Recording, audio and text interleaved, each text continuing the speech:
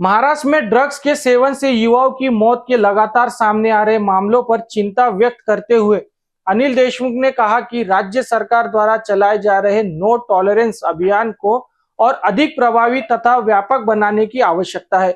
हाल ही में मुंबई के गोरेगांव स्थित नेस्को में आयोजित एक कॉन्सर्ट के दौरान दो युवाओं की मौत, वर्ली के डेमो में आयोजित कार्यक्रम में एक युवक की मौत तथा पुणे के एक फार्म हाउस में ड्रग्स के सेवन से एक अन्य युवक की मौत ने गंभीर सवाल खड़े किए हैं। उन्होंने कहा कि इन घटनाओं पर रोक लगाने के लिए सरकार को ड्रग्स के खिलाफ अपनी मुहिम को और तेज करना चाहिए। साथ ही मुंबई के ताड़देव पुलिस स्टेशन क्षेत्र में हाल ही में हुई घटना का उल्लेख करते हुए कार्यक्रमों को अनुमति देने की प्रक्रिया और पुलिस द्वारा की गई जांच की भी समीक्षा किए जाने की मांग की गई। असं आहे की महाराष्ट्रामध्ये अंमली पदार्थाच्या बाबतीत ज्या घटना घडतायत, आपल्याला माहिती की काही महिन्यापूर्वी गोरेगाव येथे नेस्कोमध्ये काही म्युझिक कॉन्सर्ट होती. त्यामध्ये अंमली पदार्थाचं सेवन करून दोन तरुणांचा त्यामध्ये मृत्यू झाला. आता परत काल वरळीच्या एनएससीआयचा जो डोम आहे त्यामध्ये सुद्धा म्युझिकल कॉन्सर्ट म्हणजे संगीत कार्यक्रम होता मोठ्या प्रमाणात तरुण मंडळी त्या ठिकाणी उपस्थित होती आणि तिथे सुद्धा ज्या बातम्या येत आहेत त्यामध्ये ड्रग्सचं सेवन करून एक तरुण मुलगा मृत्युमुखी पावला. या वारंवार ज्या घटना महाराष्ट्रामध्ये घडत आहेत, पुण्याला काहीतरी एका फार्म हाऊसवर अशाच पद्धतीची ड्रगची घटना झाली असं वर्तमानपत्राच्या माध्यमातून बातम्या पुढे येत आहे. त्याच्यामुळे याच्या बाबतीत जी शासनाने जी आता नो टॉलरन्स फॉर ड्रग हे अभियान त्या निमित्तानं राज्य शासन राबवते आहे, हे मला वाटतं की अजून प्रभावीपणे अंमली पदार्थाच्या विरुद्ध हे जे शासन राबवते आहे की नो टॉलरन्स फॉर ड्रग हे अतिशय प्रभावीपणे त्या निमित्तानं राज्य शासनाच्या माध्यमातून संपूर्ण प्रभावीपणे वापरण्याची अतिशय गरज आहे, जेणेकरून ह्या सर्व अंमली पदार्थाच्या बाबतीत ज्या वारंवार घटना ज्या घडतात त्या चांगल्या पद्धतीने नियंत्रणात येऊ शकतील. या पद्धतीनं पोलिसांनी पावलं उचलली पाहिजे.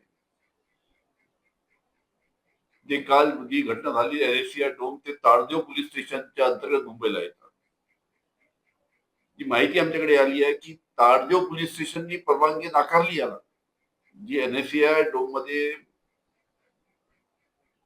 जो म्युझिकल कॉन्सर्ट झाला की संगीताचा कार्यक्रम झाला, त्याला परवानगी ताडदेव पोलीस स्टेशननी नाकारल्यानंतर परत त्याला परवानगी कोणाच्या दबावाखाली देण्यात आली. म्हणजे पोलीस इकडे पोलीस स्टेशन परवानगी नाकारतं आणि वरतून काहीतरी दबाव येतो त्याला परवानगी मिळते. ही सुद्धा अतिशय चुकीची गोष्ट आहे. कारण की पोलीस संपूर्ण शहानिशा करून परवानगी द्यायची की परवानगी नाही द्यायची याचा विचार करून निर्णय घेतात. आणि अशा पद्धतीनं ताडदेव पोलीस स्टेशननी जर ही भूमिका घेतली असेल तर त्यांच्यावर कोणाचं प्रेशर होतं. त्याच्यामुळे सरकारने जी आहे त्यांची जी ड्रगच्या विरुद्ध जी मोहीम आहे नो टॉलरन्स फॉर ड्रग ती अतिशय प्रभावीपणे अंमलबजावणी त्याची करावी अशी शासनाला विनंती. किसानों की समस्याओं पर बोलते हुए उन्होंने कहा कि खरीफ सीजन की बुआई शुरू हो चुकी है, लेकिन किसानों को यूरिया, डीएपी और मिश्रित उर्वरक पर्याप्त मात्रा में उपलब्ध नहीं हो रहे हैं। उर्वरकों की कमी के कारण बुआई प्रभावित हो रही है। सरकार को तत्काल किसानों के लिए पर्याप्त खाद उपलब्ध कराने चाहिए। त्याचबरोबर आपण पाहिलं की आता काही दिवसानंतर 8-15 दिवसानंतर संपूर्ण महाराष्ट्रामध्ये शेतकरी आपल्या पेरण्या करतील आणि या पेरण्या करायच्या वेळेस मोठ्या प्रमाणात खताची आवश्यकता आहे.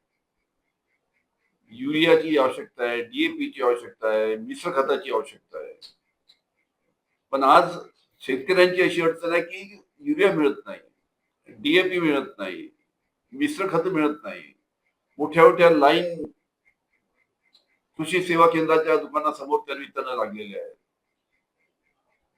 त्याच्यामुळे राज्य शासनाने लवकरात लवकर पावलं उचलून कशा पद्धतीनं युरिया, कशा पद्धतीनं डीएपी, कशा पद्धतीनं मिक्स खत शेतकऱ्यांना उपलब्ध होतील, जेणेकरून कोणत्याही प्रकारे पेरणीमध्ये अडथळा येणार नाही या पद्धतीनं शेतकऱ्यांसाठी राज्य शासनाने पावलं उचलून खताची उपलब्धता करून दिली पाहिजे, ही सुद्धा आमची शेतकऱ्यांसाठी मागणी आहे. परत आपल्याला माहिती आहे की परत गॅसच्या किंमत काही 29 रुपयांनी वाढली, म्हणजे आतापर्यंत या महिन्यात 1.5 महिन्यामध्ये 90 रुपयांनी गॅसची किंमत वाढली. घरगुती गॅस सिलेंडर 90 रुपयांनी वाढला.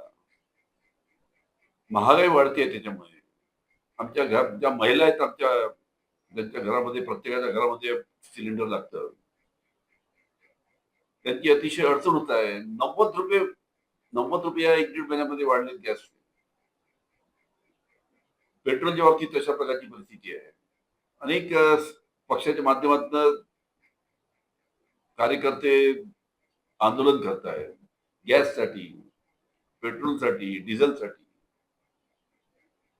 या बाबतीतही राज्य शासनाने लवकरात लवकर पावलं उचलून कशा पद्धतीनं डिझेल आणि पेट्रोलच्या किंमती कमी येतील, कशा पद्धतीनं गॅसच्या किमती कमी येतील, यासाठी योग्य पावलं राज्य शासनाने उचलायला पाहिजे. महंगाई के मुद्दे पर भी चिंता जताते हुए कहा गया कि घरेलू गैस सिलेंडर के दामों में फिर वृद्धि हुई है और पिछले 1.5 महीनों में पेट्रोल भी महंगा हुआ है, जो आम नागरिकों के लिए चिंता का विषय है।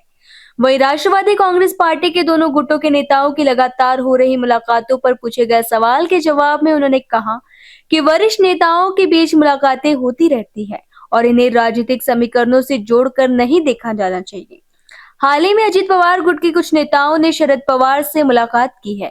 वहीं दिलीप वळसे पाटिल ने भी सिल्वर ओक पहुंचकर शरद पवार से भेंट की थी। इस पर उन्होंने कहा कि शरद पवार बड़े नेता हैं और विभिन्न दलों के नेता उनसे मिलते रहते हैं, लेकिन दोनों गुटों के फिर से एक साथ आने की कोई संभावना नहीं है। ऐसी मुलाकातों को सामान्य राजनीतिक शिष्टाचार के रूप में देखा जाना चाहिए। कंपन्या लिंकिंग केल्याशिवाय शेतकऱ्यांना खतं देत नाही, त्यांच्यावर दबाव आहे. जितके कृषी सेवा केंद्र आहेत त्यांच्यावर दबाव आहे कंपन्यांचा की तुम्हाला युरिया द्यायचा आहे का, तर सल्फर त्याच्याबरोबर द्या. की ज्या खताची मागणी नाही ते खत विकल्या गेले पाहिजे आणि शेतकऱ्यांच्या डोक्यावर मारलं पाहिजे, त्यांच्या माथी मारलं पाहिजे. याच्यासाठी मोठ्या प्रमाणात महाराष्ट्रामध्ये लिंकिंग होते आहे. राज्य शासनाच्या माध्यमातून वारंवार सांगण्यात येतं की आम्ही महाराष्ट्रामध्ये कुठेही लिंकिंग होऊ देणार नाही, पण ज्या खताची मागणी नाही आहे ते खत मोठ्या प्रमाणात युरिया, डीएपी याच्या बरोबर मोठ्या प्रमाणात शेतकऱ्यांना घ्यावं लागतं आणि त्याच्यामुळे सुद्धा मोठ्या प्रमाणात शेतकऱ्यांची अडचण झाली आहे.